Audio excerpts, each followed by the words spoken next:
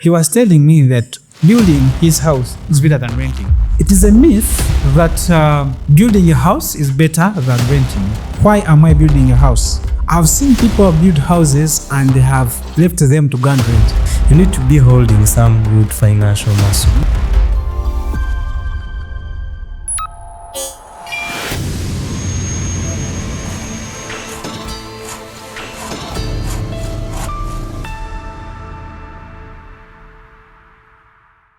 People say that construction is easy and is done by people who are uneducated or unskilled. Others believe that the quickest and fastest way to get money is through real estate investment. Today we want to understand the construction misconceptions that people have, the myths that people have out there. Most of us believe that I can easily start off building my house alone without the help of a professional, an engineer or an architect. Today we are back with our engineers who are professionals in this field, and they are here to help us understand those misconceptions that we have. Most of you believe that for you to save money on your construction site is through you yourself getting involved in the construction. We want to understand today, is it really the truth? Today we are back with our engineer. He's a civil engineer. I would like him to introduce himself. My name once again, Asime Timothy. I'm a civil engineer over 5 years over 10 years in construction. Today we shall share our experiences, help our clients understand myths in construction and real estate. Yes, we have also our architect, Akaman. I would like him to introduce himself well.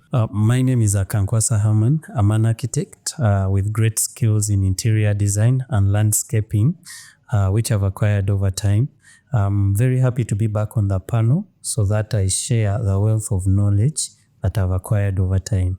Yes, we can't talk of construction and we forget real estate. One time someone told me that wherever you buy the land, it is all the same. I failed to understand what he was meaning. Was it right? Was it wrong? I can start with that. So one of the myths we have in construction is people believing that land is the same everywhere. It is a myth and it's wrong. Land is not the same everywhere. When you go below the ground, land has got different conditions. It has got different layers in soil. It has got different moistures.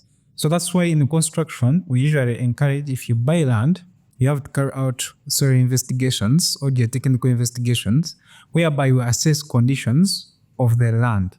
So that's one of the myths that is common. Land is not the same everywhere you go. It has different compositions, it has got different topography, it has got different terrain, wherever you go. So there's a lot that has to be done per each land you buy or you access, based on the requirement or vision you have for it. That's why sometimes we need to do topographic surveys so that you know the different lines, the heights of it, the different altitudes, so that even it can help you in design. So land is not the same. It's one of the top myths. People think that land is similar everywhere. Wow. Some people say that if I'm to buy land, the land that I will buy in the village, let me say 50 by 100, should be of the same price as the one in town. How true is that? Another myth. The cost of land still differs based on its location. So people believe that if I have the same size of land, the same value should be equated to the same size and location. But that's a myth. Actually, land differs based on location. Why? Some land is near towns, some is near amenities like water, some is near tarmac roads, some is near already populated areas. Simply meaning that now the value of that land will be higher since the demand for it is higher compared to some land which is a bit far, maybe is in the village and there's demand. Now, another myth is that people think that some land, like in a far town, could be cheap. That's another myth. It could be in a far town but having more value due to the demand and the businesses around compared even in Kampala. You find that there's a plot of 50 by 100 in Guru more expensive than a plot of 50 by 100 in Ichira. So it is also possible that way. What matters is the amenities, location, and the demand. The market value is determined by those factors surrounding that piece of land. Yes.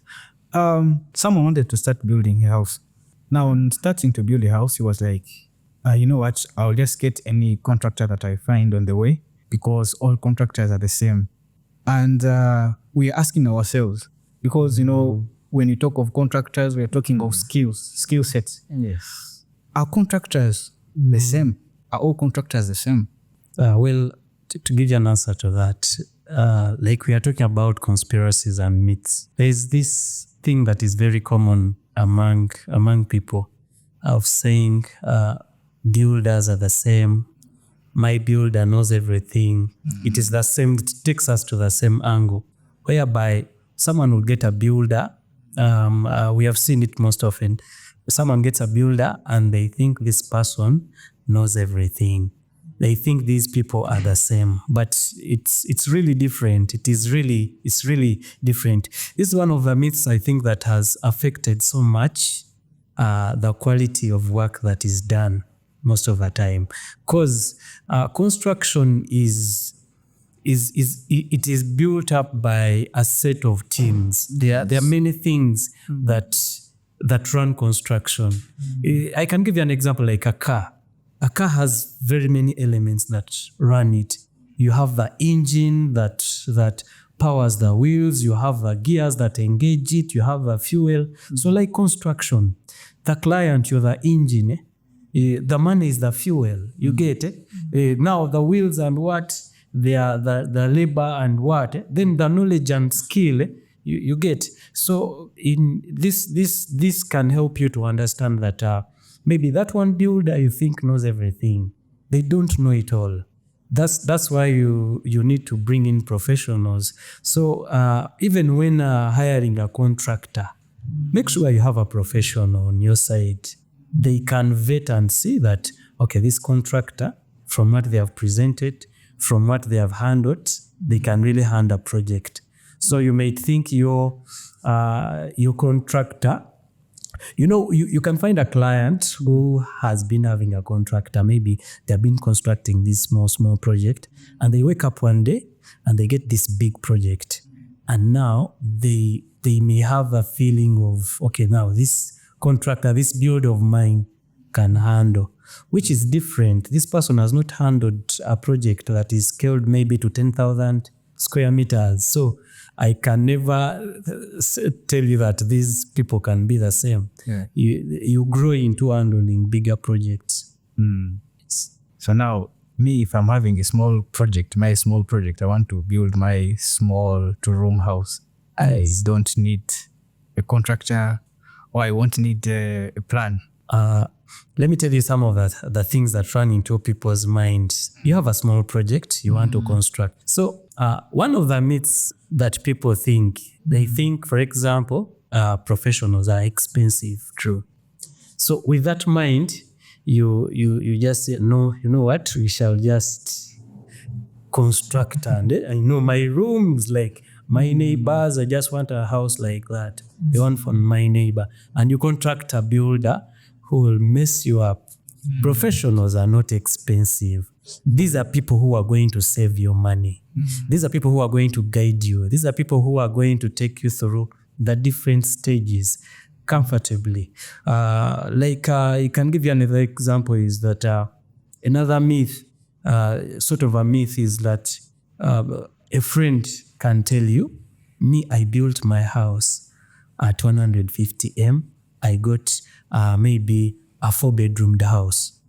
This person telling you this doesn't tell you the size of their house. Sure. Now you go to an architect, you go to an engineer, you tell them, I need a 4-bedroomed house. Then you start laying out your preferences. I need a big master bedroom. I need a big living room. I need a big garage. What? A person who wants space. You want a very big headroom, which is okay, which is very good. But now you're proposing all of this, but in mind that, no, my friend built this same thing at 150 M. And then when you go to the cost engineer, they tell you a bill that is a bit bigger than that. I can tell you this is why. The person who told you that they constructed their house 4-bedroomed, maybe at 150 M, maybe for them their choice was a small dining, a comfortable living room, just a master bedroom that is enough. The size is not that big. So at the end of the day, you have this nice, well-designed big house, and in mind, you still have that conspiracy that you can have it at 150. No, it won't happen. Still, when they make the costing, you will discover that it will cost you a bit more. Wow. Now, someone has a misconception in construction that the higher the price of the material, the better the project in terms of quality, the looks, the beauty. Someone thinks that if I use, if I use Italian tiles, my house would be this sparkling, nice looking house. How true is that? In construction, that is one of the great myths people believe in, that if I get quality, high profile materials, my project will look good. They forgot that it is all about the skill set of the implementer. How good are your work and their workmanship? Workers, the ones who are implementing your project. You could get a good italic tile, very costly, give it to an amateur tiler, he will destroy it. I've seen it on a project whereby the people who are doing the work do not fit the quality of the materials. Yet, another myth is if I get a cheap person, maybe I would get something cheaper. But you could get someone who's affordable but with high skills and it does something. For example, I can give you another example. Like if you're doing windows, these welders, if you give a good welder a 2mm thick pipe and you give him a 1.5mm thick pipe, they are different, but what matters is they will produce the same window of high quality based on his skill, not on the thickness or the strength of the material you gave that person. So basically, I believe that what determines the quality of work is workmanship other than the cost of materials. So it becomes a great myth to me. Hey, so these people who tell us, Grandpa, Chakabi, I'll give you the best. The times they are lying. The skill set of the workers matters more than the materials. Now, how do you get a skill set of a worker in construction? One, when we are vetting to get the best workers, we usually want to see what they have done. That's why we prefer show us your touch. Then before we give you a complete project, you do a prototype. When we're handling multi-billion projects, we don't give workers direct a full contract. Yeah. Like you are doing a hotel, you say, for me, I'm very good at finishing, on tiling. You are good at maybe interior designing. We give you one room, first show us what you can do. Yes. Then we compare your room with other rooms or the standards we want. Then we see the skill set level. When we are not satisfied with your room, we can just demolish it and we give it to another person until we get a person who fits the level of the skill set we want. So usually we give you a sample to test out your skill on ground. No need of design, no need of explaining what you have done. We want you to execute what you're doing on ground so that we see that either you can qualify or you don't qualify. That's how we do the vetting and assessment of a skilled worker. Some people say that traditional construction materials are better than the current or the modern construction materials. Is it true? Yeah, that is one of the myths that is common on materials. People believe if I have my own old mud clay bricks, that they are far better than modern ones and they are missing. But that's actually a great myth. Because traditional materials did not have standards. That's one. Because if you are mixing a clay soil from Western Uganda, the one from Northern Uganda, they can't be the same. So if you came and you asked for one standard clay brick, you might not get it. We usually have what we call strength of the material. So like a clay, it should be able to withstand at least over 100 kilograms of weight when it is put on it directly. So that's what we call load bearing. So, but now, there's no clear standard of the similar soil from different manufacturers of clay bricks because they are different in conditions, different in position, and they are different in compaction when they are making them.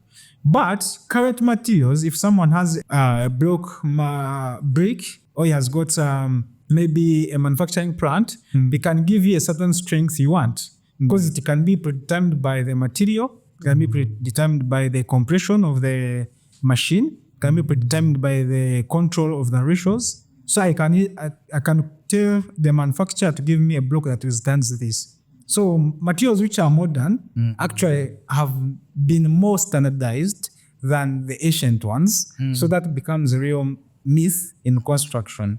Because even I can control them with the weaknesses the people talk about. Sometimes like water retention, I can use waterproof when I'm manufacturing my blocks. So I answer all the questions that people usually worry about.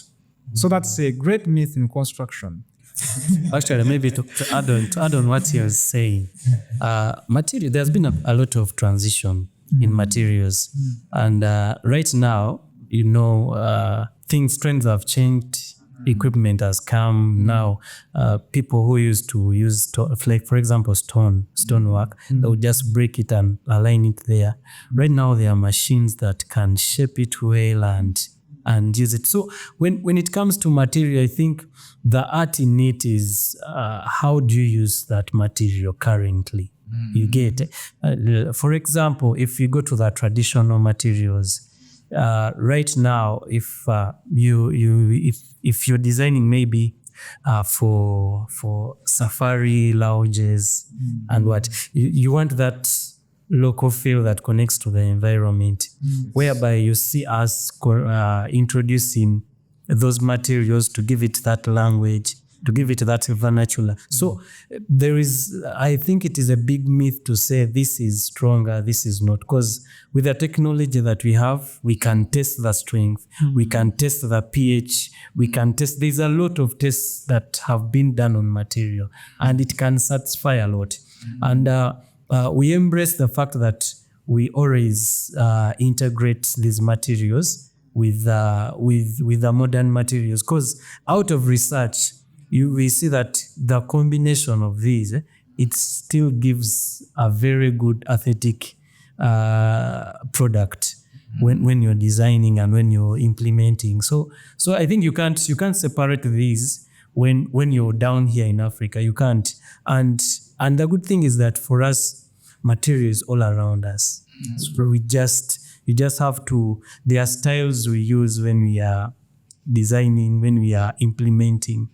For example, someone can get, I'm just giving this as an example, like long time ago, they used to cut a log and use it as a stool, shape it. Right now, you can still do it. There's a style called rustic. There, you just get something and give it a small touch and you use it. So I find the integration of this material a better option than going for the myth of thinking, no, the blocks of, when we are doing renovations, you will hear that comment of, this wall was very strong. They used this kind of material. But still, even right now, if someone wanted a strong wall with a current material, you can achieve it. Yeah, so it's with the integration of it all. We are talking of traditional construction materials, but I don't understand really the term because I don't know what are traditional construction materials, what are the modern construction materials, because you talked of clay, and when you talk of clay, my mind goes directly to the clay brick. So what are traditional construction materials? Traditional construction materials, let me simplify it, layman's definition. These I would call them materials that can easily be available in a certain locality or setting. These are materials that are around us, that you're not going to import in. You can pick around you, and there are elements that we relate with. You can give an example of like people who rear a lot of cattle, when they mix in cow dung to their plaster finish to chase away things like insects and mosquitoes. I didn't know people used to use people are suffering with mosquito repellent materials, and cow dung is okay. You just smear and those things. Yeah. One time I was having a joke with a client is from China and was asking how we survive the mosquitoes in the village without mosquito nets. I told him it's simple. Use cow dung. He used to smear that, mix it in the mud, and and this thing repels away. And what is amazing, you're not going to import it. It is from what you have. So that's so traditional. Then you see things like trees, bark cloth. It is also a good fabric that has been used over and over, and yet it is just a tree that grows within. So there's a lot. There are many. So different cultures have different materials that you can really look at when you go to, like he was telling about the clay from different areas. When you study different cultures, they are rich in materials. When you go, like, for example, to the western Uganda, you see a lot of hides because they rear a lot of cattle. Even the Kalamojas, they have hides. So you will see, instead of when you come to central Uganda here, where they have a mat that still they use the local material to make out of reeds, the other side maybe they have like cow hides. And so you see that I think that will explain to you the connection between the traditional material to the people around it versus maybe importing in material from other worlds to here. Oh, Engineer, is there anything you would say about traditional materials? Yes, what I would just add is that these materials are just locally made. We don't have more of the standards of manufacturing. Someone can manufacture them anywhere. He can just get a skill, maybe makes brick from mud. Those are soil bricks. You cut a tree and mold it into a house. You smear it with mud. We have done that. You can assemble stones. Those are all traditional made. Yet these modernized materials, they are manufactured following certain standards.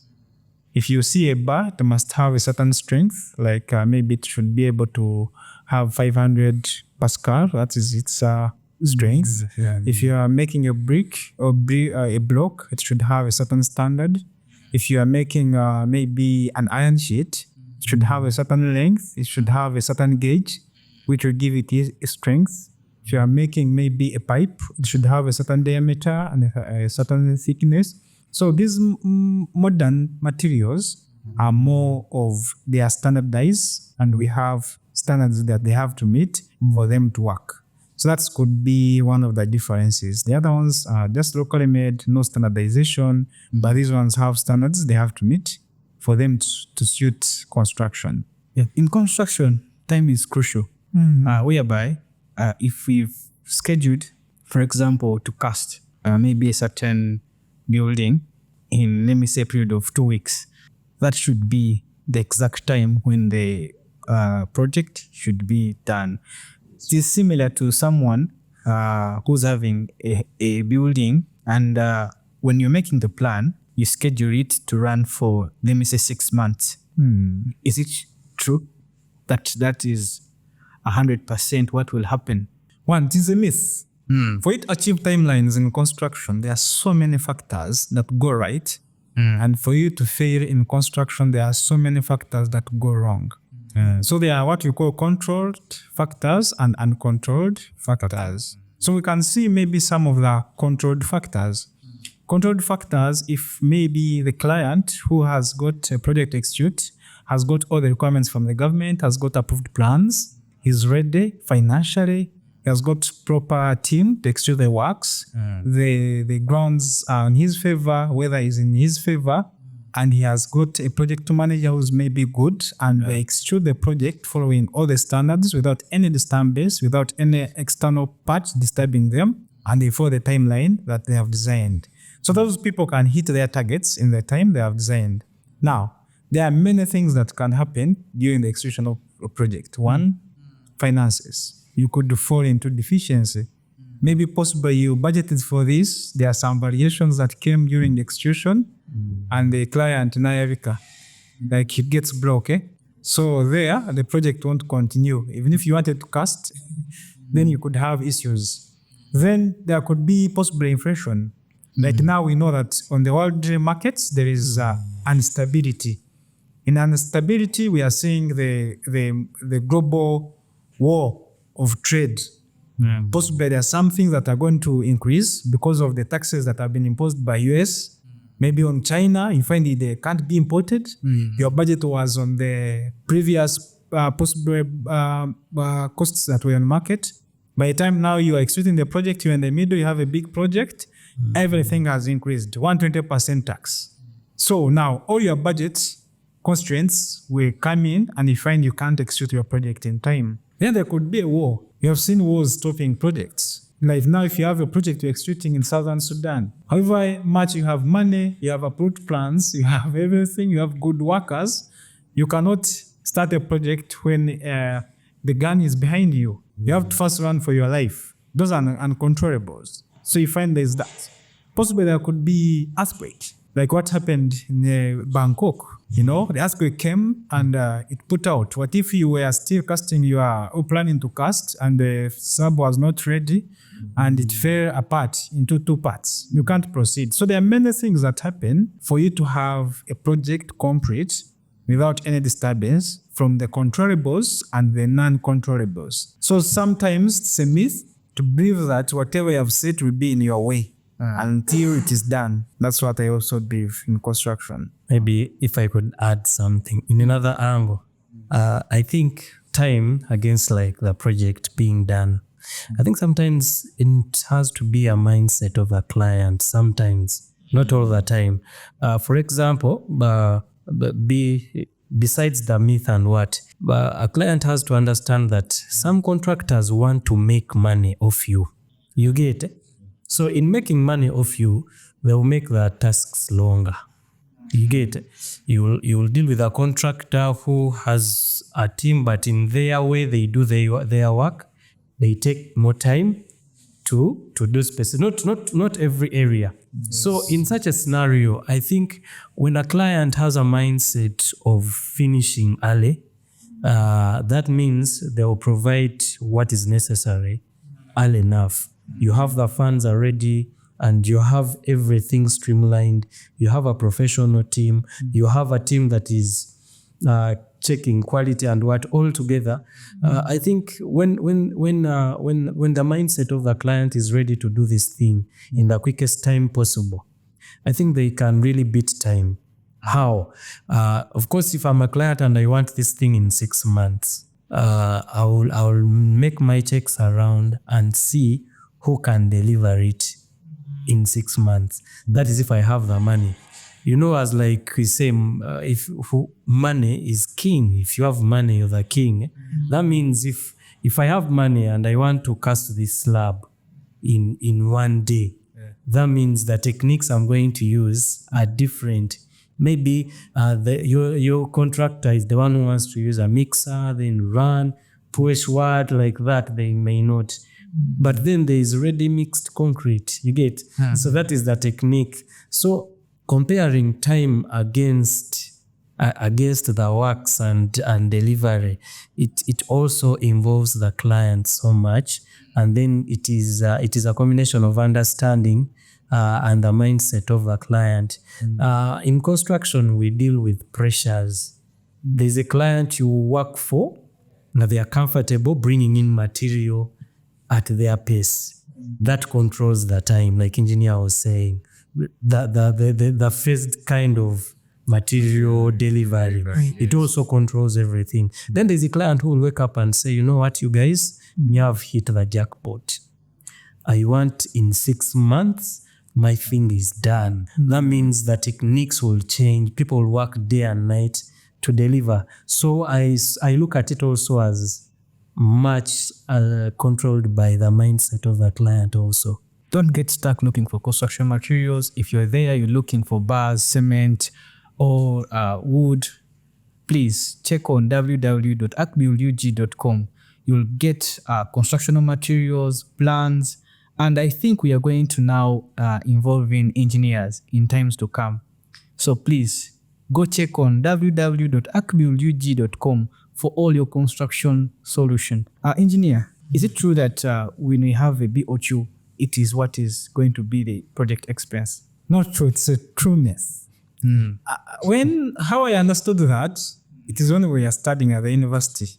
That cost unit is not called BOQs. It is called estimation and tendering.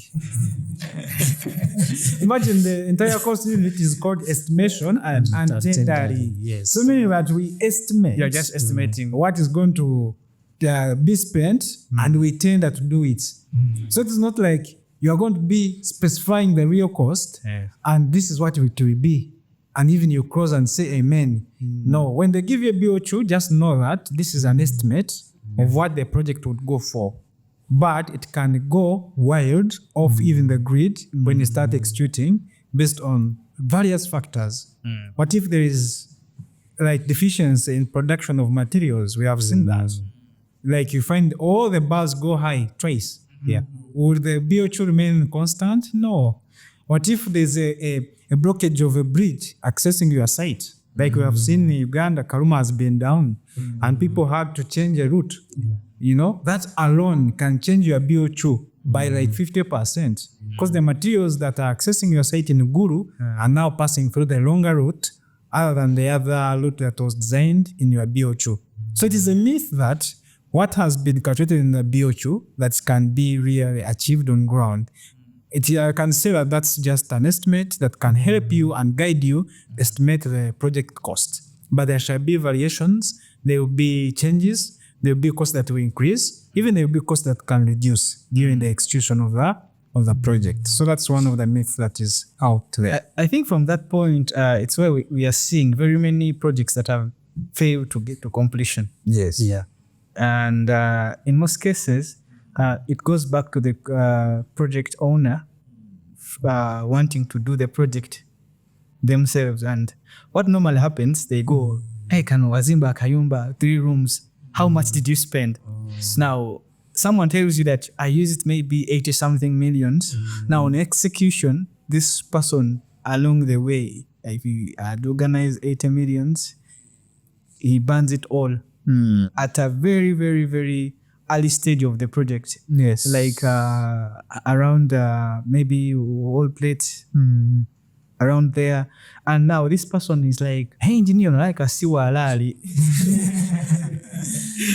Yeah, the meaning, you know? Now they put the blame to the engineers that maybe the engineer was misusing my materials. Yes. Maybe he didn't know what he was doing and probably he gave me a wrong quotation or a wrong BOQ or bill of quantities. In real estate, I was making research about real estate. Yes. And I think I'm going to become a billionaire in the next year. You want to be a billionaire? Yes. Yeah. Because I realized that the easiest and fastest way to make profit is in Uganda currently is through real estate. Yes. And I feel like, I'm going to do that. Can I achieve it? One of the greatest myths.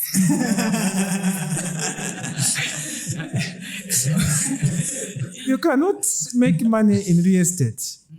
You know, let's understand the dynamics of money. Now, let me give you a proper picture of what real estate does. Real estate is a store of money to have a long-term cash flow. It does not make you rich. Why? It is a long-term game that requires a lot of cash to be invested. So the question is, if it requires a lot of cash, where do you get the cash? I don't know. So real estate is a myth that has taken people off grid. Real estate does not make people wealthy. It is actually a store of wealth and it is a long-term game whereby you can have cash flow after investment. But the real source of income is solving a problem through business. Then the cash or profit you get, you invest it in real estate because it is safe and it is a real business whereby you see what you invested in. So meaning that by the time someone invests in real estate, he's already rich. Yeah. He has got cash to invest in real estate. Yes. That's why sometimes the money you invest in real estate, you might even die when you have not got it. Or it can take you over 10 years to realize the first initial investments that you put in. Implying that if you have borrowed, if you had no other sources, you'll be one of the broke people or you might not finish your real estate project that you have started. So it's a myth that real estate can make you rich because you need a lot of money to invest in real estate. Yeah. Is there anything you would say about real estate? No, like engineers explained it very well. We all understand what it takes to invest in real estate. You need some good sums of money, and you need to grow to that. So before you think of becoming a billionaire, first become a millionaire. Yes, you get Possible. No, your dream is possible, but first you're not going to skip and you wake up when you're a billionaire. Maybe that will be miracle money. You'll wake up and you're born in you're a nephew to Elon. You get it? But without that, you're going to grow. Save money, put it there, grow it, start a business, let it grow, become a millionaire, start storing now your millions in real estate. As you grow bigger, become a billionaire, and then you still keep your money in real estate. Yeah, that's he has really explained it very well that you don't need even to think it is magic. Yeah, so me, I will say that stay with your dream, but start from step one. Don't start from the other side up. Yeah. No. Your mind, you can handle it as a billionaire. At the start, believe it. Don't let anyone take you off that. Talk like a billionaire, speak like what, act like one. But just know it is a journey. Don't skip that first step. Make the millions, then go and make the billions. In real estate, if at all I build my houses, my rentals, I need very many people to handle or manage my real estate. Do I really need them? What do they do if they are there? So if you are starting real estate, real estate is wide. When you start initially, let me give you one myth now. People think building a house is real estate. Yes. Now that is one of the greatest myths. From my experience and people I've seen, people who have failed to break even in finances are all people who are focused on building their first house. 3-bedroom house has become a hindrance to wealth of very many people. The 4-bedroom house has made it worse. The one which is stored has made it worse for people to accumulate wealth. Why? All these projects are capital intensive. We find that by the time you do one of them, which is good, you're investing over 300 to 700 million. Yes. And to raise that money in our economy, it needs you over 20 years, which covers half-life of your productivity. So meaning that you might not exceed to be a billionaire. So what happens is a few people who are skilled, who have got big businesses, and they have done that crossover very fast. Now they invest in real estate. It means that you have got time to manage your business, and again, you need time to manage the real estate investments you have done. Possibly you have kept your money in the rentals and what. So there you usually need some people to help you out to handle that pressure, whom we can call maybe the tenant managers, or maybe people who overlook your property. So you can give them some token of what they do, and they help you in collecting money. So I would believe that you need them, because by the time you become a millionaire, you don't want to disperse your energy on different things. You want to concentrate on original businesses and key things, overlooking your empire. Then you have people to work and employ to take over that responsibility and pressure from you. So that one here, we need them if you're a millionaire. Because if you become a millionaire already, you're good at management. That's the key skill that you require to be a millionaire. But people fear management and employing other people. They cannot scale to be millionaires, which is the first stage before you become a billionaire. Now, someone told me that for you to oversee and overlook your real estate, you need a very large team to do that for you. Is it true? That's a myth. What you need is a technically stable, focused team. By the time you become a millionaire, one thing I've learned is one of the characteristics of good people who have accumulated some wealth, they are good at hiring people who deserve the work to be done. So you don't need a lot of big team. You actually need a team that knows what to do, that is active, that can deliver, that can be able to cover up what you want. other than having a team that will cost you for nothing. So even 2, 3, 4, 5 people can manage your property more than 100. By the time someone scales to a millionaire, one of the skills they have got is good at people management and business management, which skills you learn through the journey of accumulating wealth. So that's what happens if you want to handle your real estate when you reach there. Yes. I had an argument with one of my friends, and the argument was he was telling me that building his house is better than renting. Today, this is a myth. I was waiting for that. That's a big one. I wanted that. Like that. I have my perception as an individual. One, it is a myth that building a house is better than renting. Now, renting is good at different conditions. One, assuming I go to Dubai and I go to work to Cheyo, would I build a house? No. You're trained? I have to rent. So isn't their rent better? Imagine a Chinese has left China, has come here, and he has to work from Uganda. Does he have to build a house? Not really. Not really. Not what? Not really. Yeah. So what happens is this. If you are considering those two things, one, you have to consider timing. Two, you have to consider your long-term priority. Why am I building a house? I've seen people build houses and they have left them to go and rent. Sure. You're working in a bank on city center. You have built a house in Mukono. And the bank, they want you at 7 to first open books and balance off. You have to wake up every day at 3 p.m. Isn't that a burden to you, to your kids, to everything? So people end up leaving those houses and they come back and they rent in Chirinya, where you can even get a border B maybe at 6 and reach at workplace when it's comfortable. His kid gets good schools around and that, So now I can say that your positioning or your source of income can predetermine and find that renting is better than actually constructing a house. Number 3, renting excludes you from some of responsibilities that you undertake when you have your own house. The cost of maintaining a house is far expensive than the cost of renting. You realize that after a long time. That's why when you see all billionaires, the last thing they build is their mansions after establishing businesses. One of the rich people in Uganda was one of the good houses on Lake Victoria. You might know that.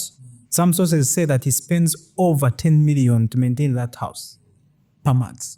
Wow. 10 million on workers, on fumigation, on cleaning it. Where does he get it from? So he spends 10 million to maintain a house. Now it is a dream for a young Ugandan. So you are dreaming something that you can't handle, just even maintaining it. Ask billionaires and you see how much money they spend in maintaining houses. It's very costly.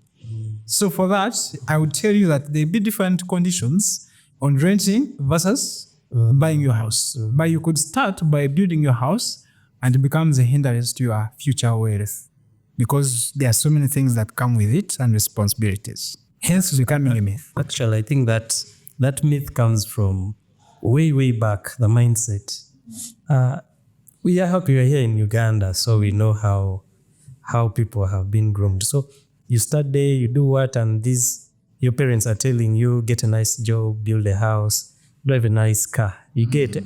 So surprisingly, that mindset is still in the biggest number of the people in the population, whereby you think you're going to finish your campus, get a job, get money, buy some car and build a house. But whoever brought that, I think they missed something.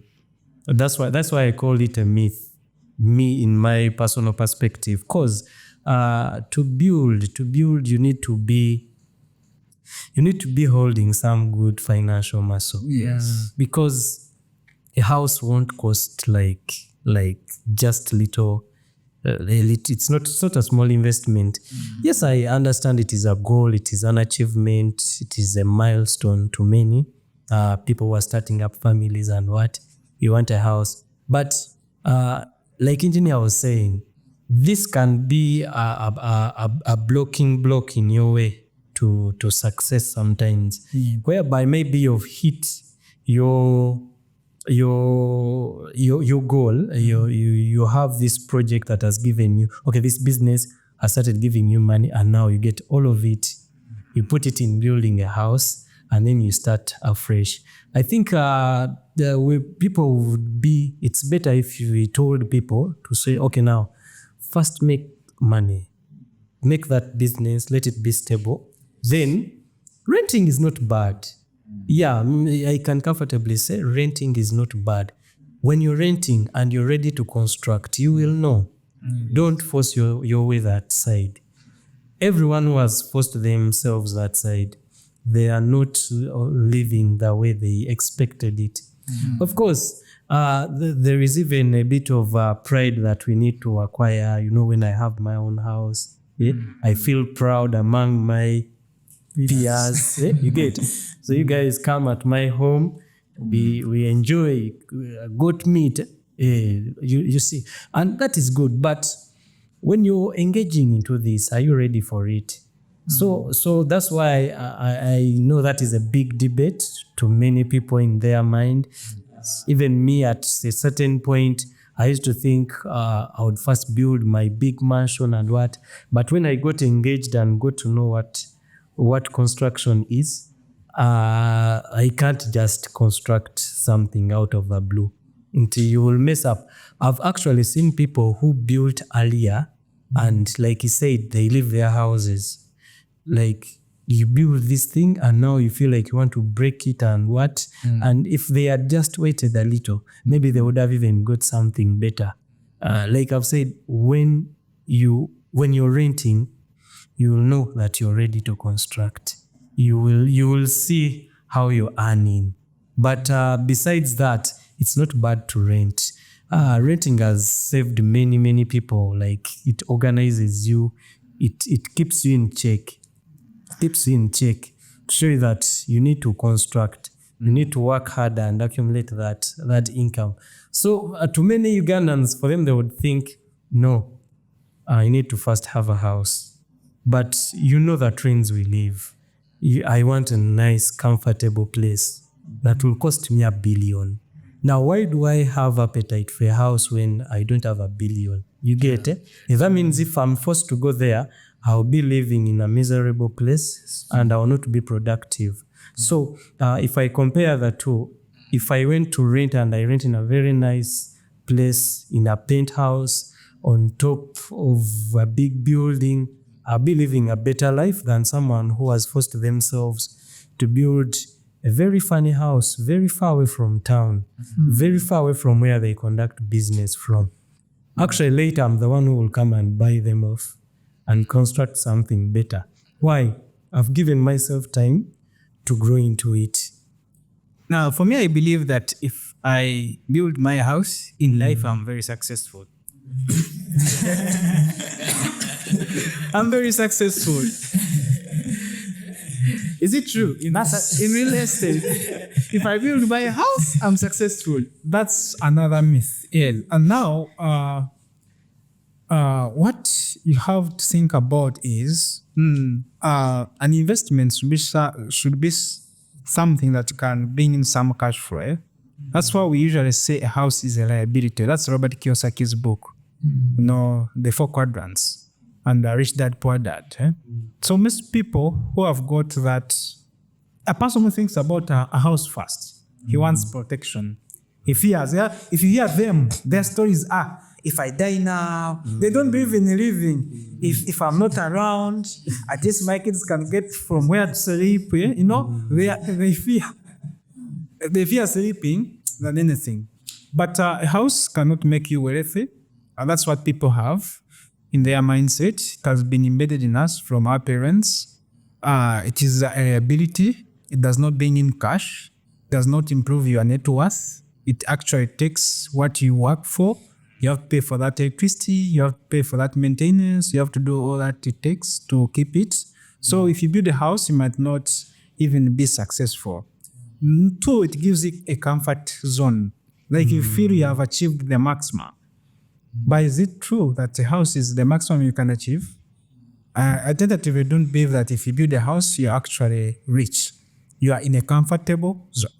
But a person who creates a business, employs other people, changes the society, pays taxes to the government, impacts people's lives, I give that person honor, even if he does not have any house and is renting, but that person is really adding value to the economy, is adding value to our country. And whenever I see such a person, even I'm motivated by them. Because there are people who sacrifice their comfort to ensure that other people can have what to put in their stomach, they can have what to do, and they grow our GDP and they pay the government. We become a productive country. So I would not like really the youth of our generation to focus on a house as the maximum thing they can do, or as a design for their wealth, or as an achievement that they have got in their lives. That's why me, when I got some little money, I didn't invest in a house. I strengthened my businesses rather than a house. Is it the reason why we see most of the Indians in Uganda or people from Asia, most of them, they don't build houses? Actually, we've seen more of these Indians. You find he has the money to build, but he doesn't. He goes for an apartment or a rental somewhere. Yes, it's the same, because you are going to spend a lot of money. The money that costs to put up a good house, even if it's a 3-bedroom, push one, it's around 300 million. But 300 million, when compounded in a good business, it can make you a billionaire. You understand? So yet I can rent. Even actually for them, they don't just go into an apartment. They go there like 5 or 10 people. So that they reduce on the cost they pay per month.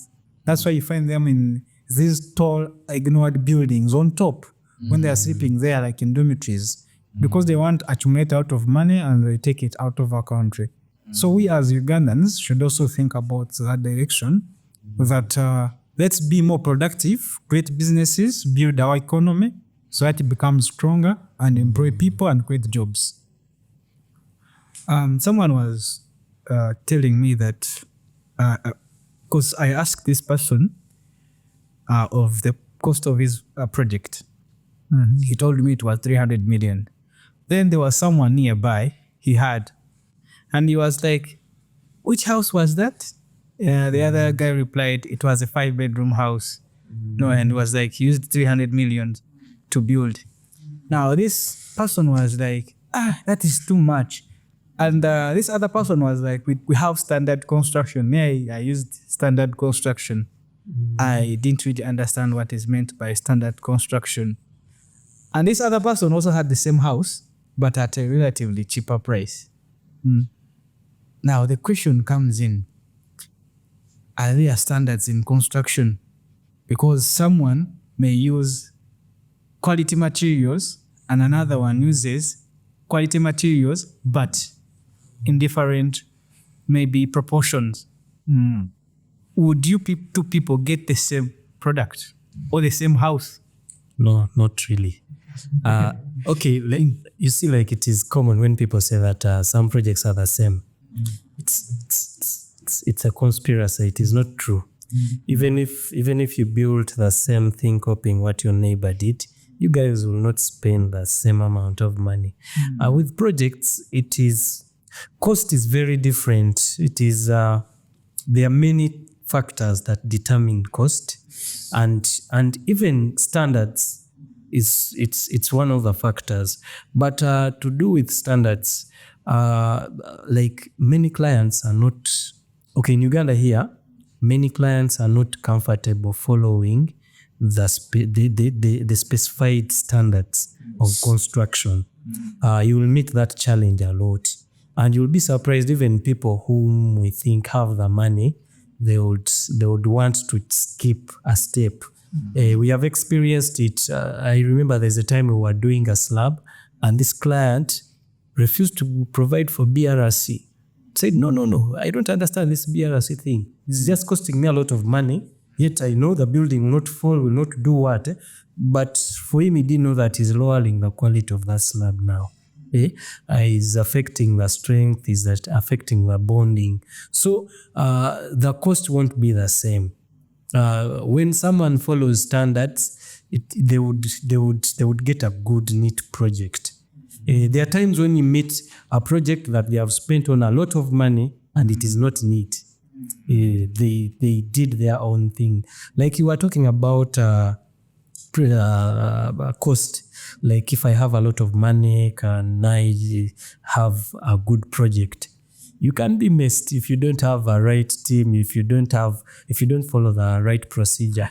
Let me paint for you a picture. One time I went to a client who wanted some advice in the interior. They had their money. On my surprise, on getting there, I think it was out of excitement. The place was over-designed. You have the ceiling glittering, this wall glittering, the coffee table glittering. Everything was like, I don't know. You've been to a gallery that sells lights. Mm-hmm. That's how that person's house was. But in that feeling of I have money I can afford, they just boarded and went to Dubai and started shopping everything they saw. And when they came this side, they forced those things into their place. One, the money was there. Mm-hmm. But when you would look at it, you would go to a space and see it was overly done.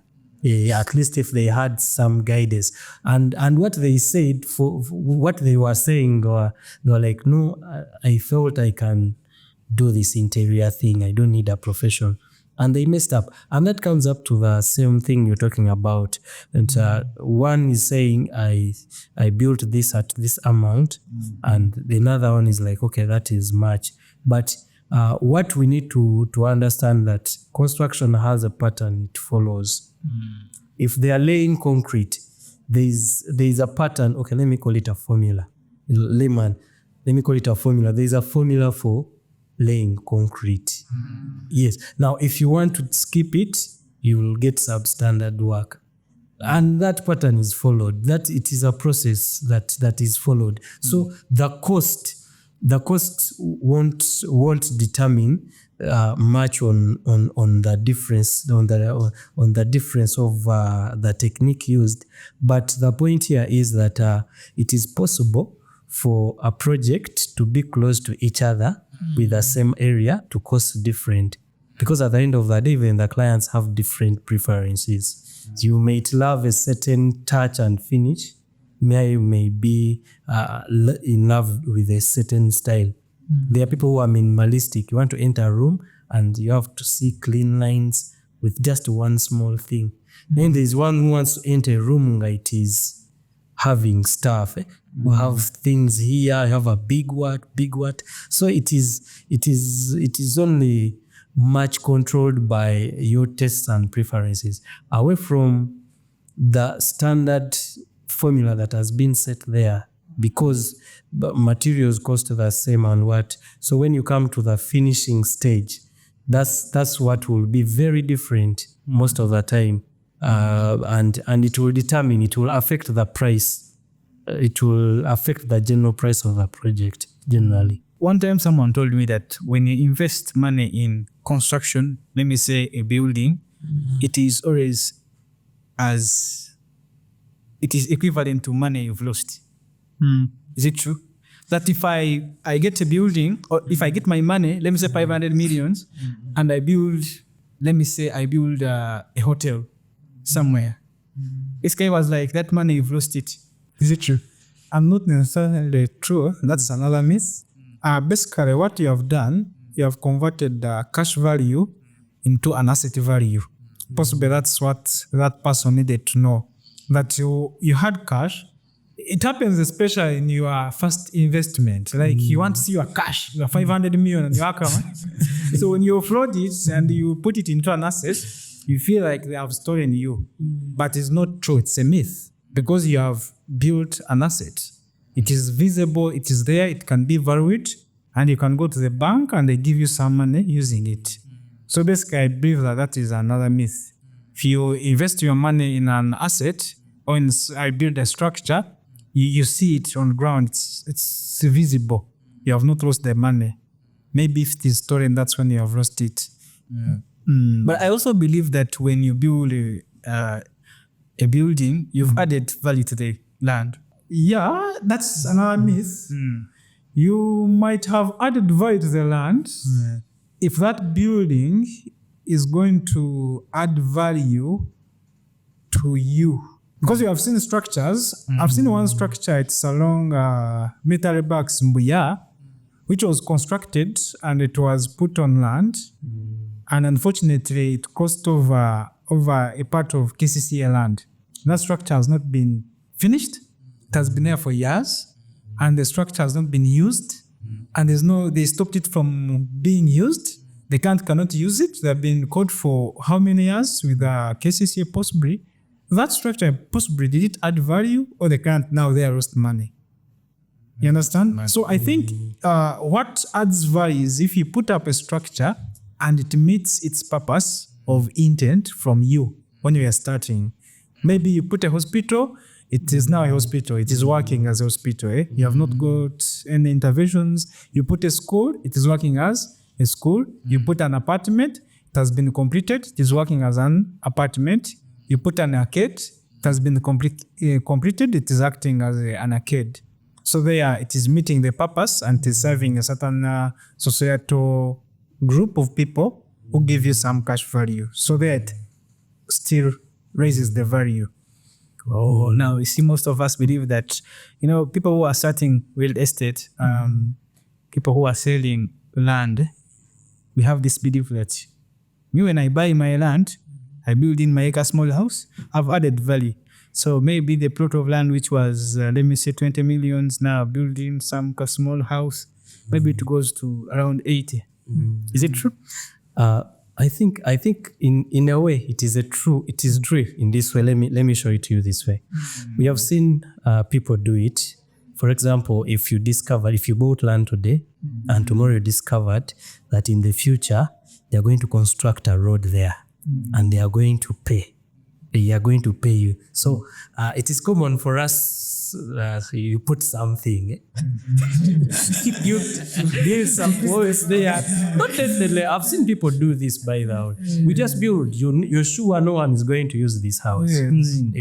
I'm not going to mention names, but I've seen a house. You see the new Kasanga Terot they are constructing. Now this person got to know the deal that they are going to upgrade that road. This person just came and constructed a house in like over a month. Just a month. They didn't care because they knew that they are not going to allow anyone to rent it. They constructed very poorly. They just did walls and timber, no columns. They put mabati there so that the value they can give them a bit of more money. So it's I'm not advising people to do this, but to them, we know that when you find land and it has something on it, if you're to buy it, that is also costed. You get it? And if I bought land today and I put a small structure, tomorrow if I'm going to sell off, I'll add on the value of the land that would have appreciated, and then I'll add in the cost of the investment I put in. So that is the value that I would have added to that. Though not everyone is lucky that you're going to meet someone who is going to buy and value you that way. There are many reasons why people sell off land. You might be in a fix, you might be in something and you want this off, but really adding value is innovating something on land. I can use a loan to invest in real estate. What happens if you want to acquire a loan? One, they usually first ask you the purpose of the loan. Then they ask you your cash flow. What is the source of income? Because the banks are interested in your repayment. They are less interested in your businesses, but they are interested in your repayment. Then the banks usually ask for collateral. What things are you putting on table in case you cannot repay their loan? They have to protect their money. Then they have to know how you are going to pay back their money. So basically what happens is this: if you're going to invest in real estate and you go and tell the bank directly that, they might not give you the money because for them, that's a future investment which has no return yet. Yet for them, they want their money to start being paid. So they usually prefer you give them your cash flow book of accounts. They see your business, which is going to clear their loan, and then they consider that business and the collateral you put there to give you the loan. They don't care about the real estate.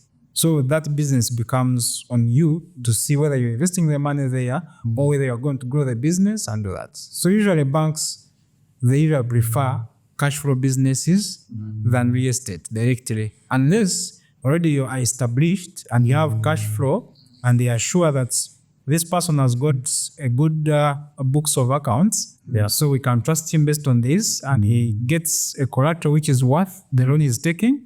Then they can cash you and you start investing in real estate.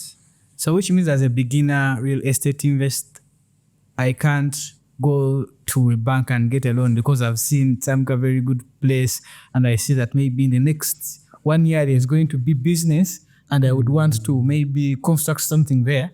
So I can't go and, to the bank and I get that loan. Maybe probably if I'm having my land in the village and I would want to use that land as collateral to get a loan. You go to the bank, explain to them your vision, and like I've told you those things, for them they will be seeing how they protect their money and how you pay back. For them, they might not to focus on your real estate, but it would be a dangerous move. The best move would be, if I were you, I would rather start a business, grow it, get cash flow. When cash flow is enough, do my first real estate, first see how it operates, then go to the bank when I have part of real estate and a business maintained, so that I don't be in a hook of paying a loan when I'm not used to that business, which I'm just starting directly. Mortgaging is the same as rent to own. Is it true? Mortgaging, it is partly true. I can explain it. Rent to own and mortgaging, I think they are these are similar terms. One person is calling it rent to own, another one is calling it mortgaging. Let's start with mortgaging. Here, the bank will finance your construction, and then after that, you will be giving them money and you pay them interest after a certain period of time. And that is the same thing like rent to own. If I built my apartments and I designed a program for people to come and rent to own, of course I didn't do this to make losses. I also put in an interest. So all of these things are facing in the same direction, but branded different. So whereas the bank will come with a lot of cautions, you have to show me this, give me this, give me this. Even the same thing, even the person who is giving you rent to own will also come with the kind of contract and agreement that is comfortable to them. You get? So the dangerous thing about this, if you sit and calculate the interest, you will discover that you will pay more than even triple, because you're paying this amount for a long period of time. For example, if you have a mortgage of starting like 100 M, and you have to pay this over maybe 15 years, you get, they will give you an amount and you will know that after 15 years, maybe you've paid 450 M. You get? So it is something that someone needs to sit and first calculate before they make a decision to. But both of them, I think they are just the same product, branded differently with different names. And for people, this work well for people who earn salaries and because they are comfortable to pay a mortgage. You know that now every month I'll be putting in this amount. And they also carry the same feeling. I mean, it is mine, but now the money I would have used for rent, let me pay it so that at the end of the day, I own it. And for the developer, it works for them because you people, you're insecure. You don't have a place to live. I've done it for you, and you're going to make money for me. All the money you're making, you're going to give it to me. So it works either way. But to advise like us, the youth, like we are starting, don't be so scared to go for a mortgage. Why are you so scared? What are you rushing to do? You get it? We're in construction. We know the nitty-gritties. We know how you can take your time and do something that you can manage. If I can manage to dig a pad and cast one every month, do that. It is not going to run away. It is not going to do what? By the time someone who is on a program of mortgage, before even they reach half, if I'm on a capability of doing a pad every month, 2-3 years, my house will be done. There's no pressure, no what. And the other person will be still hustling with mortgage. You get it? So I think that rush to own a house causes some people to go for mortgage. If you're comfortable with mortgage, I have no issue with you. Go for it. But that doesn't leave out these other options. So rent to own and mortgage, may I find them as the same product packaged differently. At the age of 25 to 30, I can't invest in real estate. Is it true? That's myth. Because Mafugamba, investing in real estate is for the old men who are above 50, it is for those guys who are going to retire. So if you are 25 to 30, forget about investing in real estate. No, like me, my perception of that is age does not determine someone's financial growth. Yeah. You can be even 50 and you have nothing in real estate. Even be 70, you have totally nothing in real estate. But between 25 to 30, someone could have got his good skill and he develops a good business. We saw billionaires who are 25 years and even below. Mark Zuckerberg, we saw that person grow a lot of money when he's still young. So by 25 to 30, if you have a good skill, build a business, you scale it, you become a millionaire, you can invest in real estate and even beat people who are 70, 80, even who are 90. Because real estate is all about having cash and you invest in it to store your cash there. So that's why I don't believe in that as a myth. 2025, someone can be good enough, invest and be a millionaire in real estate. So long as he has got skills and businesses that can help him get cash.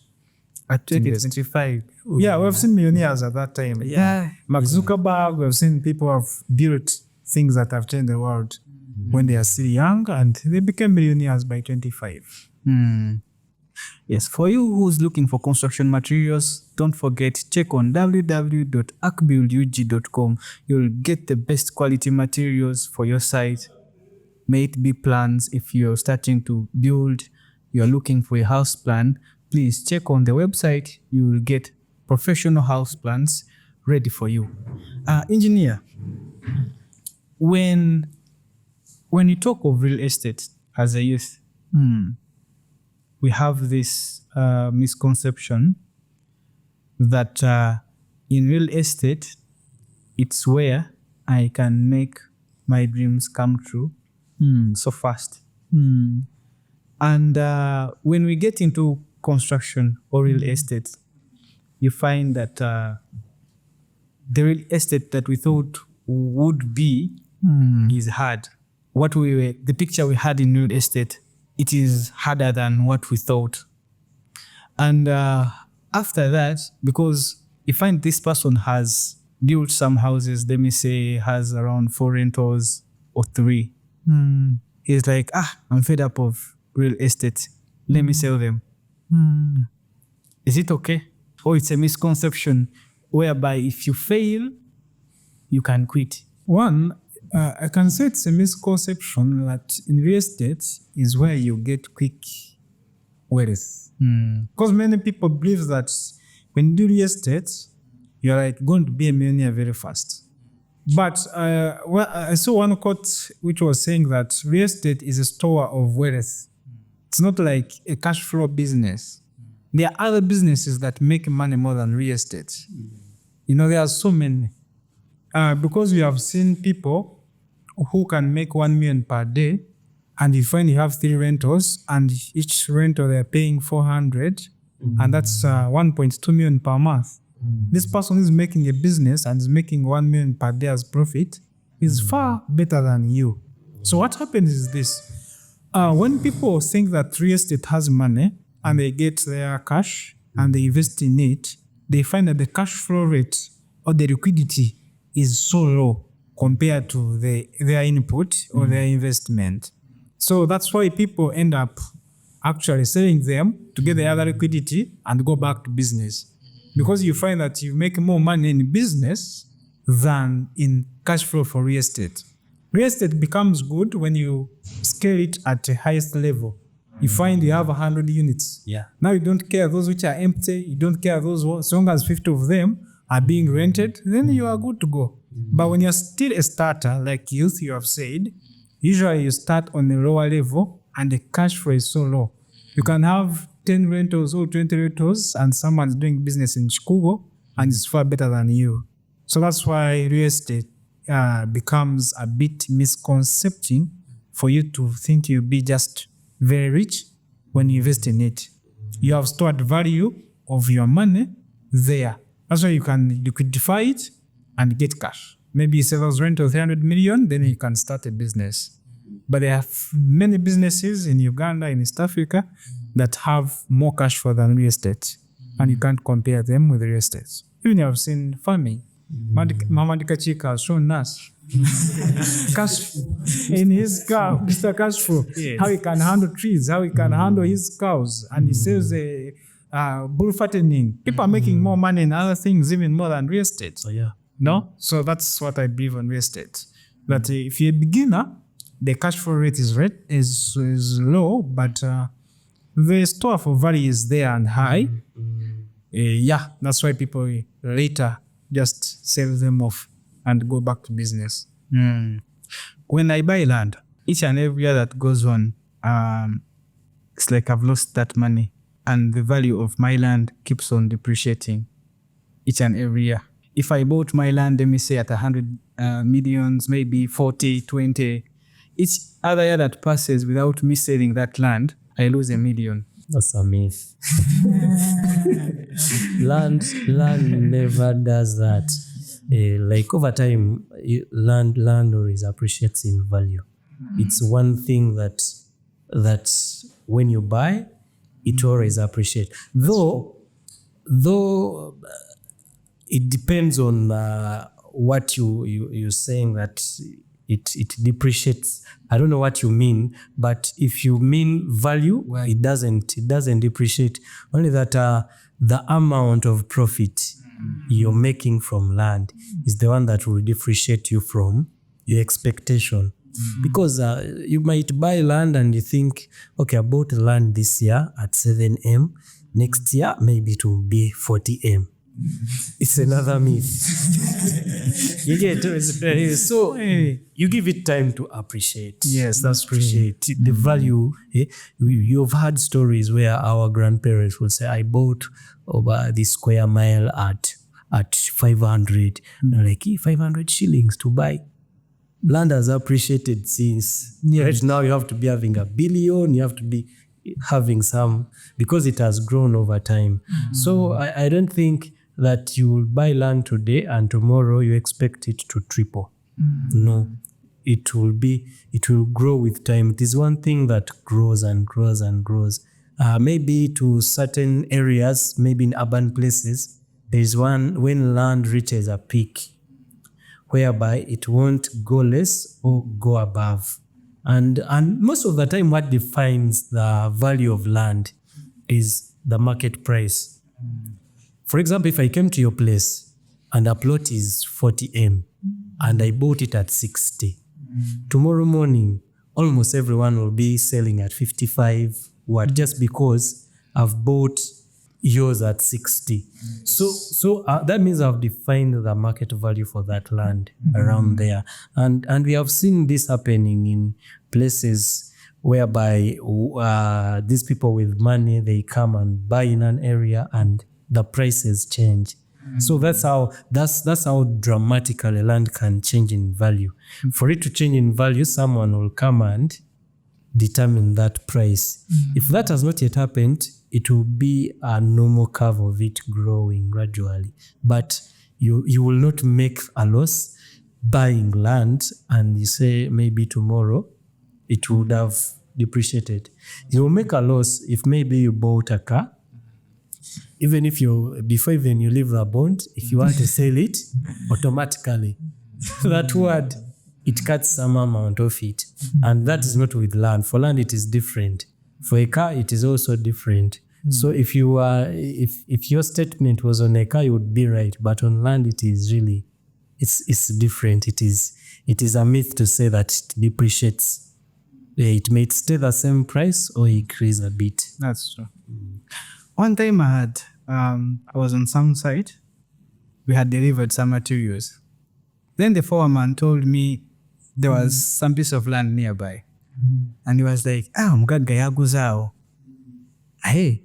And he told me, na mugaga una nazimba, yasose kuzimba toi. You know?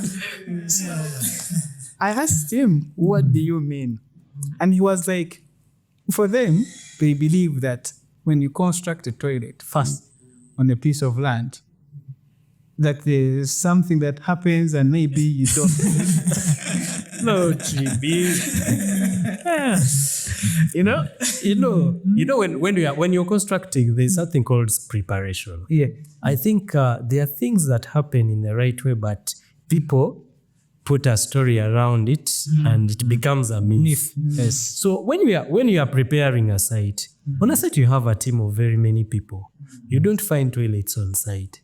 So the reason why we construct a toilet at first is to make this place comfortable, to have my team work without doing bad things around the site. You get it? So, and maybe someone could have engineered a myth out of that. After wondering why is it that everyone constructing first does a toilet?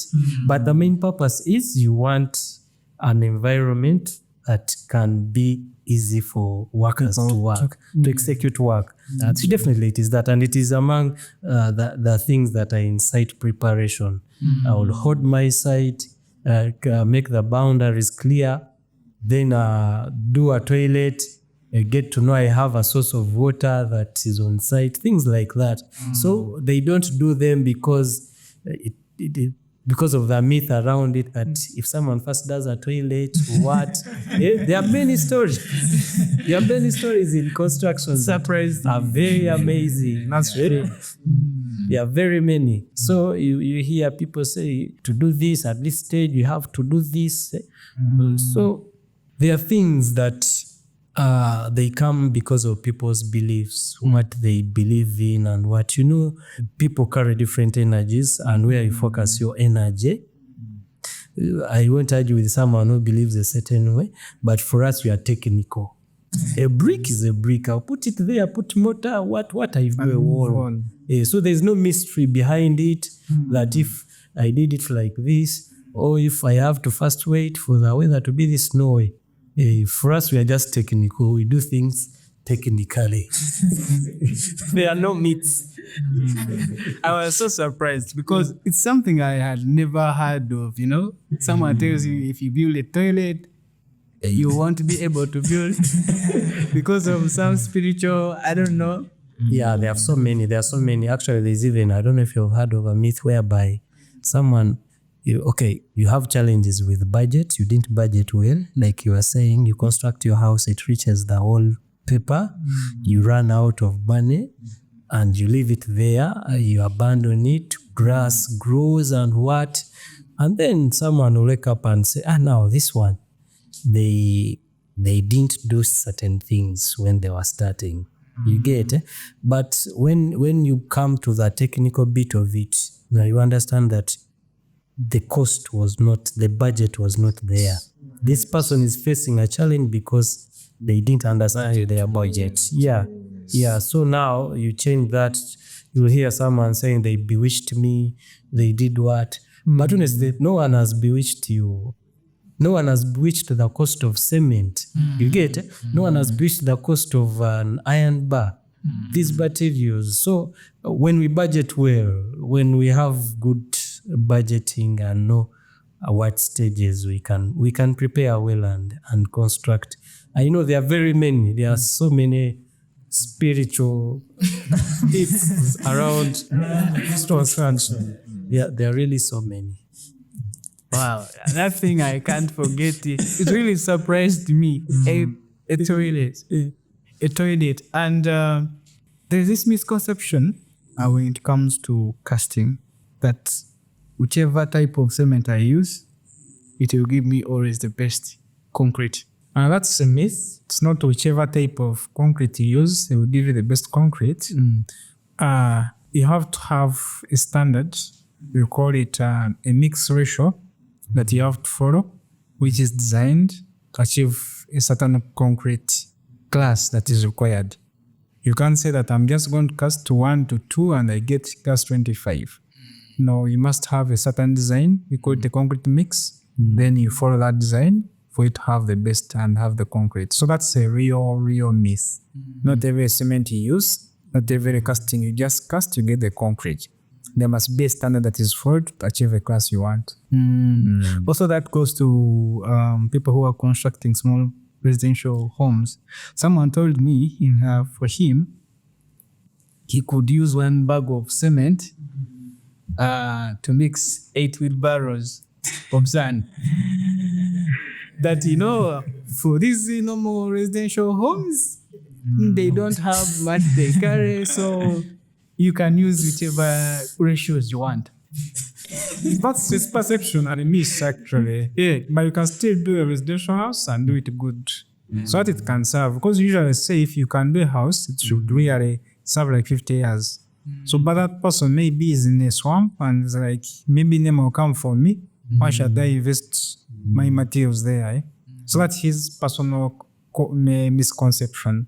But you can still have standard rates and ratios, even on small projects, so that you feel at home. You don't be like this house, which of that caliber that killed people in Gayaza collapsed.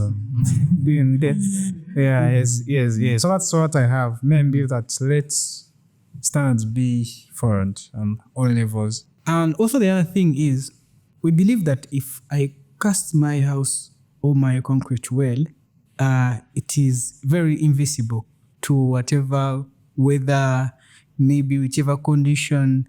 And also we talk of the time that if I cast my concrete very well, even if it takes maybe 150 years, it will be still the same when you talk of the strength. Is it true? Concrete has properties, and once you do you do them the right way, you follow the standards, you follow the right ratios, you follow the right material to use. The funny thing about concrete, I've understood that even if you followed like all these other ones and you messed up on one, you affect the strength. As you get, once you change something small, you affect the properties of concrete. So if it is not done well, it won't give you good results. And if concrete is done well, you can easily determine a lifespan of that project. Okay, if the elements are done well, you can easily determine. And if they are done poorly, still you can tell that this, they are sorry to say this, but there are buildings in town some of us cannot enter. Why? Because we have had a chance to test, to be there when they are testing, when they are making that strength test in the labs. I'm not saying this to maybe to scare people, but just know there are some buildings that are done in a way that if 1,000 people entered, it will collapse. Because you know that the mix was not good, the workmanship was not okay, and these buildings are dressed in very nice finishing. That's true. They dress them in very nice glass, aluminium lights. You look at it and you're like, wow. But the good thing is that maybe Ugandans, we don't flood them a lot.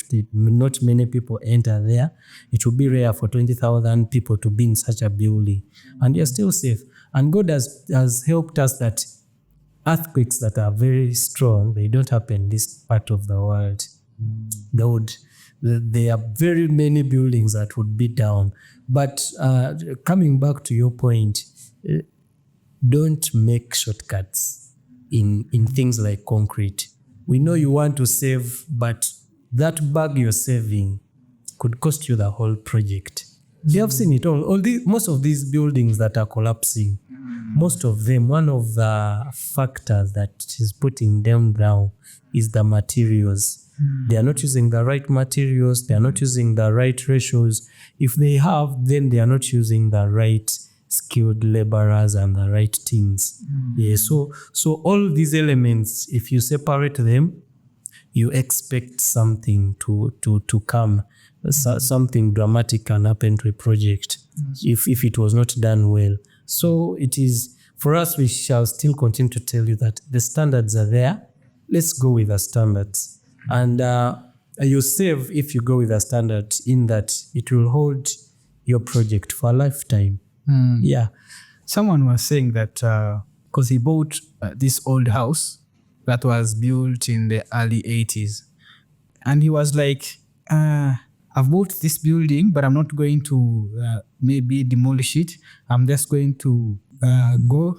Maybe I try to mold around, and I get some other level up on the already existing building. Yes. And what he was saying was that, these people of long ago, they used to use this very strong cement, Yes. Their materials were so original before they were duplicated like sunflower days, And he was telling me, have you ever heard of Greek cement? These guys were using cement that was equivalent to Greek cement and what. And I was asking myself, is it really true that these old buildings can withstand? Okay, now I want to answer that this way. May I would first take you back in history a little so that you understand why we always have a feeling that these old buildings have strong material and what. In our nation, Uganda here, the way you see construction growing, at first this was brought about by the people who introduced it, the whites who came here and started training people to build the churches of that time. Now, these guys came with a skill and they had a special standard that they introduced to our country. Yet then, there was no specific school that was teaching it. So to run down history, you come to a time where most of the skilled people were the Indians and some whites, a few people from England and what. So time comes, the Indians are chased away, and now we stay with a nation that doesn't have much of the top skills. And now they later on introduce the universities that now train the people, the professionals. Yes. So what does this cause? That the first team that came to introduce construction, the modern construction to our nation, it left a gap. And what they had started, the way they used to construct, there is a gap that they left. And now this gap, they try to fill it by introducing in maybe the art school that is teaching architecture. Civil engineers started growing up. So you're going to see that in projects. Projects that were done earlier, you will find that maybe they have bigger walls, the thickness of the wall is a bit thicker. Then now, after, when another curriculum came in at university, you see the wall reducing in size. Right now, our walls, sometimes we have glass walls, 25 millimeter is a wall. So over time, it has been reducing. So this doesn't mean that the quality has reduced. But that history explains to you why you will see buildings like Cham Towers different from buildings like like maybe the Kochi Tower. You get the Cham Tower is solid, small windows. What the technique then was different. So because of history, you will see that gap in the technique that was being used to construct is very different, and that went away when these skilled people were chased away. Then we had to grow our own through the university, the skill set, the technical institutes. That way, then they bring in the British standards that we are working with right now. So that is that. I think that would explain to you the reason why someone would feel like, okay, we are renovating this house, but we see the material is this. It looks huge. It looks what? No, it was caused by that. And I've seen a myth. I know most of you have met it, whereby someone thinks that when they are renovating, it is cheaper. Very cheap. You've seen this old house, the walls are solid, so I'll just come, break here, plaster, and move. No, you will discover that now, like I've explained to you the history. Now, we shall break this wall and discover, according to the standards you are moving with, this thing was built all at once as one structure element. Now, when you break it, you're breaking the structural element, and you discover, like, above a door we need a lintel, and now maybe these guys didn't put a lintel anywhere because they built it at once. The technique they used was one singular element as one structure. Here we have beams, we have columns, we have lintels, and in that it comes in with a cost. So you will see the right way is, if you have this place to renovate, call in engineers. They do a structural analysis. They tell you the strength of the building, and they will even advise how many floors you can add, what you can adjust, what you can break, and what you can keep. So it is all away from that feeling that, okay, I've bought this land, it has this old building, I can renovate it, so I'm going to get it at a very cheaper price. Sometimes, depending on the function you want, most of these buildings are residentials that we convert into offices. People should check out on our YouTube. We converted a house that was built a long time ago into an office space we use right now. So in doing that, there are steps we followed. There are things we put in. So right now it is a very interesting space. So I think people need to really engage the right way to do things, instead of just waking up and say, let's break this wall. And because the house is already strong, it was built long ago, it will be a different story. Definitely it would. So once we take the right steps, it would put you away from that thinking of the material they used long time ago was stronger. No, the people then were different, and like the gap I've shown you, it brings us to a different perspective altogether. Do buildings have an expiry date? Yes, they have. And how do you determine that? Because someone was telling me that he has had his, it is a small arcade, and he has had it for around 60 years. And he was like, these KCC guys have come now. They want me to break my building because, and my building, it is very strong. Yes. You see this building, it is very strong. They checked it. It was up to the standards. But according to the guidelines, I don't know which guidelines he was talking of, they were saying that he had to it wasn't even renovating. He had to demolish and build. Yes. Another. And most of us have that belief that once you build, it's done. Well, buildings, I'll not call it an expiry date, because a date is like a date that that on this date, the thing is expired. Buildings have a lifespan.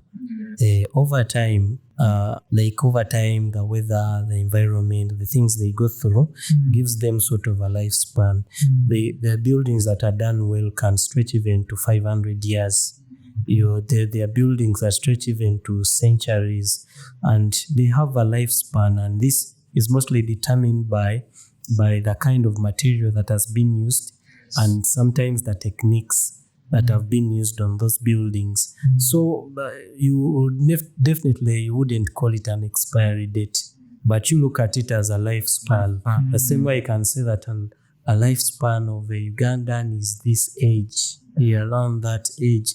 So you know that now after 500 years, buildings that were done well in this and this years, 500 years ago, you will start seeing things developing. The land, maybe there is settlement in the land, those changes. And one of the things that really affects the lifespan of the buildings are these things we are talking about. If you go off the standards, if you don't have a good technical skilled team, if you're skipping on the materials, like it is good to save once the advice comes from the technical team, because they know they have designed this, they can calculate it, and this is against it is on them, it is their craft. They understand the way they can save. There are very many techniques we do on site to save the budget of a client, rather than someone waking up and say, you know what, no, these guys have put many bags of cement, I'm giving you half. You will not achieve the quality. But maybe you might discover maybe the technique you're using, the approach you're using, you just need to change it. Maybe you just need to change the material and use something else that is affordable. But mainly, just know the lifespan is mainly determined by a few factors, and among them is the material, the skill, the collaboration of a good team, and this all together can give you a project that can span a longer lifespan compared to maybe something that actually even the foundation, the way it is done, it determines a lot the lifespan. If engineer explains to us one of the challenges that buildings face because of the loading and developing of cracks, all those things can be avoided at the initial stages. It's all about following the right standards. Well, I think today we've had a very long discussion about the construction misconceptions and the misconceptions real estate. I think that's enough for today.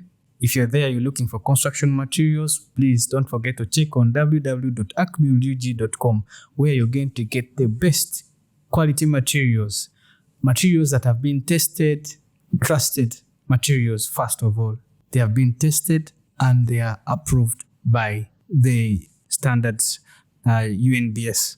So if you're looking for any construction materials, please don't forget to check on www.acbuildug.com. And if you are told you're thinking of starting to construct, please check on www.acbuildug.com. You're going to get the best, the most beautiful house plans on the platform. It is there for you. Self-service. You go, look at whatever design you want, select, add to cart, then contact us. We shall be there to answer. And for those of you who have not yet subscribed, please do subscribe.